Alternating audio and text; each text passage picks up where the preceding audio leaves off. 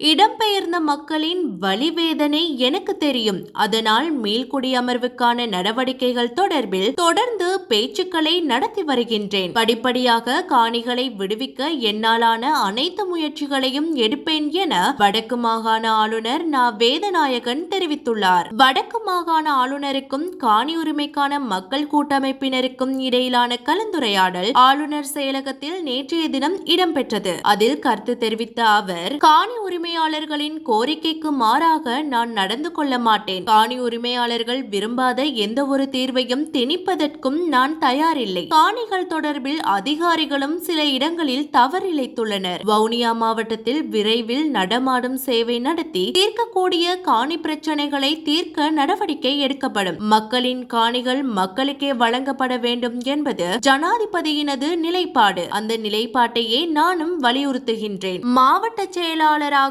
4 மாவட்டங்களில் பதவி வகித்தவன் என்ற அடிப்படையில் பாதுகாப்பு தரப்பினர் வசமுள்ள காணிகள் தொடர்பான விவரங்கள் தெரியும். அதன் அடிப்படையில் இது தொடர்பில் ஏற்கனவே பாதுகாப்பு தரப்பினருடன் பேச்சு நடத்தி வருவதாகவும் மேலும் தெரிவித்தார்.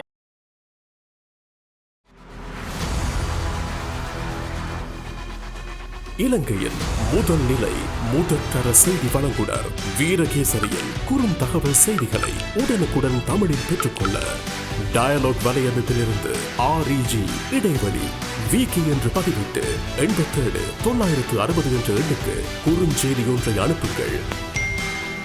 வீரகேசரி செய்தியுடன் இணைந்திருங்கள்.